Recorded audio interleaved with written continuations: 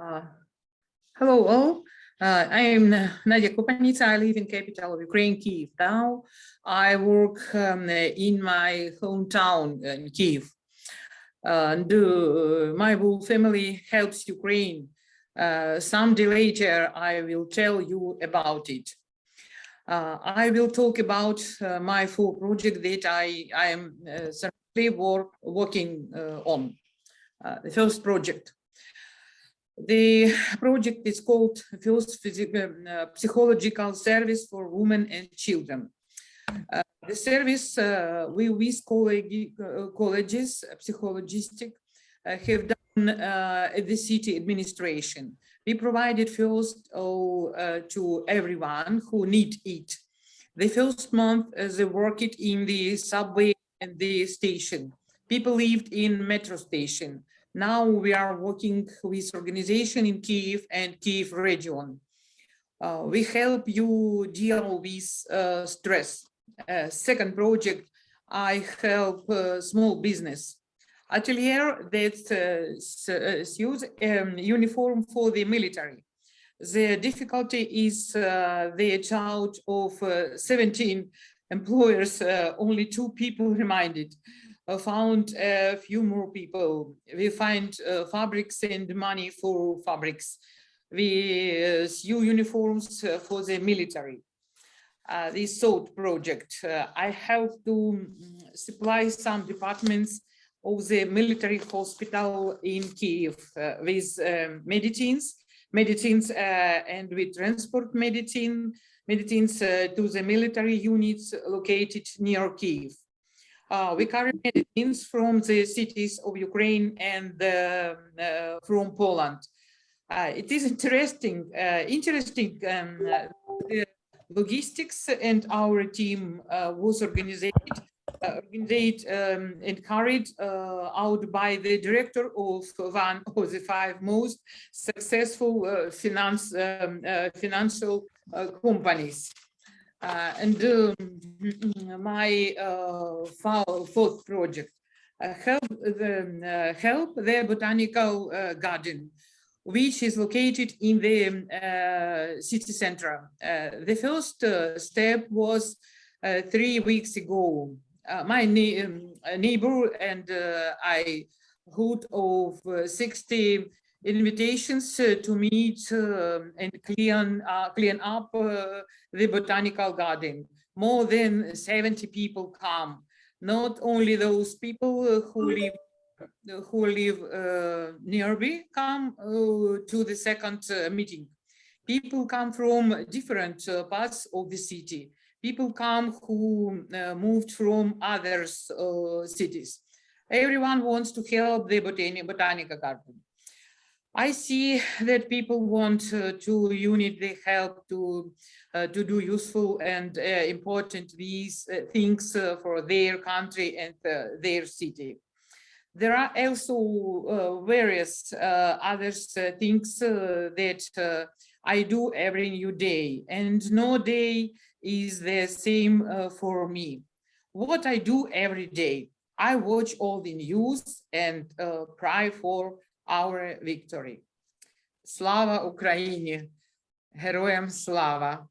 Thank you. And Nadia, if it's possible, can you a little explain also how many victims we have in Kyiv region? Because of course it's very hard to set about that, set about raping, set about all military crimes, but I think that we will share all this information with Americans, and I think that they must understand real picture of this situation. And you as a person who work with psychological term, can you explain condition of these people and how we all can help to them?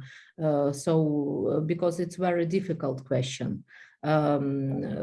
Том, розкажи, будь ласка, про власне кількість людей, які постраждали від російської військової агресії. I can translate if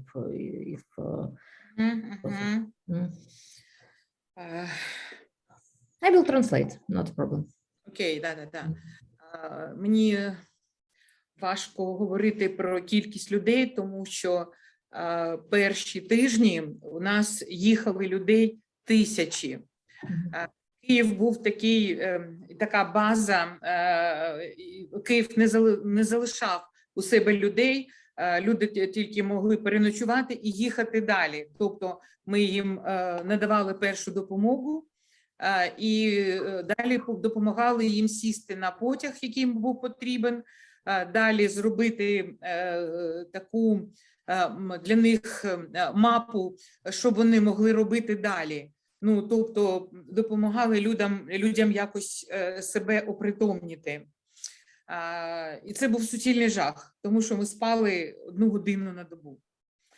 I will translate. So I asked Nadia about direct situation because she directly worked with all people from Kiev region as psychological team, and I asked her also not in general but directly what happens, and she said that it was totally disastrous because thousands of people go to Kiev and Kiev can't take all these people. That's why they only stay for night and then they must go to like other regions, and their psychological condition it was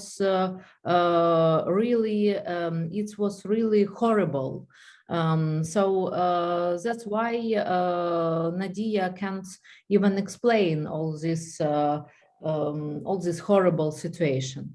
Якщо коротко, от, ну, яка кількість людей, як ми можемо їм допомогти, і ну, що психологи ще ну, мають зробити міжнародні, щоб допомогти ну, цій ситуації?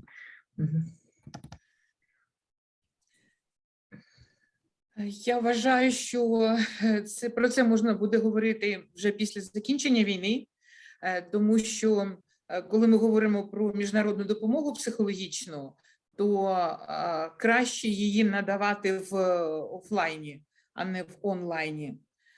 Тобто людина, яка знаходиться в стресі, вона не сприймає онлайн. А можна буде просто робити якісь такі групи, терапевтичні групи, які могли би виїжджати, наприклад, кудись туди, де нема всього такого суцільного лиха. Можна просто буде допомагати, ну, скажімо так, оздоравлювати людей. Ну, тобто робити такі, не знаю, табори, де можна було б людей залучати до якихось таких мирних справ. Це перше. Я хочу сказати, що... Можете задати вопрос? Yes. Now I will translate. Я, пані Ірина. Давай, да, пожалуйста. Надя, да, я знаю, что вы там работаете в ужасных стрессе сами, и я просто немножко знаю, что у вас там происходит.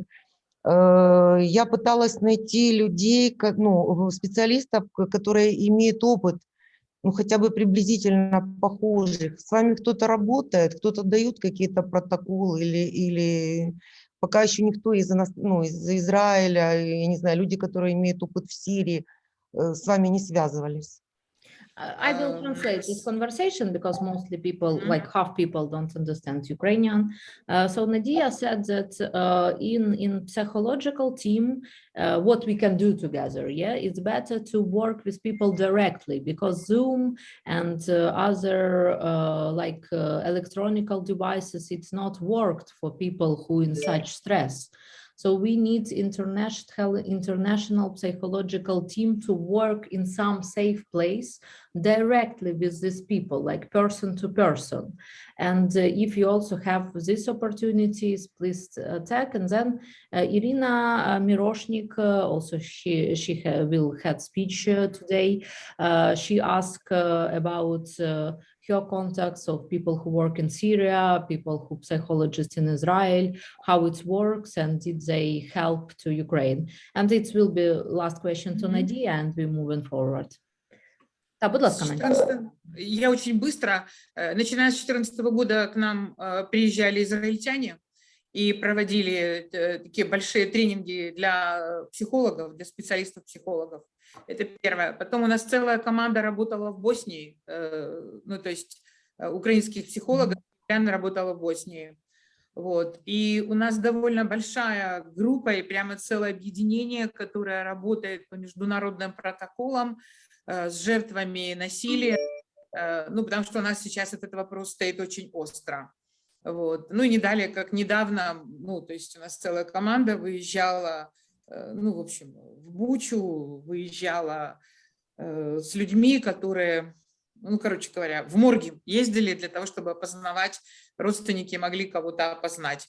Вот. Ну, знаете, я могу сказать, что, если так можно сказать, только в этом случае, что вызывает какую-то гордость, что, сейчас я могу заплакать, что командиры записывают, кто где погибал. И совсем недавно хоронили мальчика, который погиб во второй день войны, потому что командир абсолютно точно записал то место, где он погиб. Его нашли в братской могиле, ну, распознали только лишь по татуировке на ноге. Вот. Ну и это очень, ну, знаете, так вот, ну, как-то невероятно, потому что, с одной стороны, то есть вот просто командир, который переживает просто каждого человека, каждую смерть, и все это, ну, подробно записывает. Вот, по поводу... I will translate. So, Nadia, of course, if we said directly what happens and what psychological now do, they also go to a place where dead people come and they help to relatives, like in procedure of identifying these people, and it's very hard because, as you can understand, it's very hard. And also Nadia said that some people from Ukrainian army also have a list where people died to identify there in future. And it's only one little point in all this massacre which we have in Kiev region. Also, I might mention that Bucha, it's like 10 kilometers from the center of capital of Ukraine, so it's almost Kiev, and that's why also some Israeli people came to help with these issues. But you know, it's not like theoretical seminar. It's really horror which people must go through, and for example, they find their child in big graves, and they must identify the child in big like mutual grave. So it's really horrible. And we explain to you only these examples because Nadia also worked with people who was raped, with children who was raped, to also explain that we must stop it. It's that it's not theoretical question, that it's practical question. Yeah, and the last point, Nadia, and moving forward. Yeah. Еще что-то? Ну, наверное, я просто хотела еще сказать то, что несмотря на то, что Киев не обстреливали, у нас еще были люди из домов, которые были уничтожены в Киеве. И это 157 домов. То есть в Киеве разрушено 157 домов, высоких домов, люди из которых тоже нуждались в том, чтобы их переселили, у них тоже были такие психологические травмы, и надо было вот еще по ходу как-то еще им помогать. Вот, ну вот так мы живем сейчас, да. Yeah, and Nadia said that even that more missiles was in Kiev region, not in Kiev, and battles in Kiev was destroyed 157 buildings at all. And of course, people in Kiev, it's not like little house, it's big buildings, big condominiums.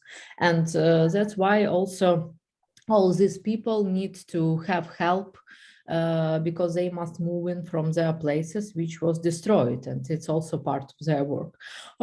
Thank you, Nadia, one more time. We also have discussion in the end, so if somebody have questions like Irina and initiatives, please, we have like open platform, and you can also interrupt or give some advices or give other position.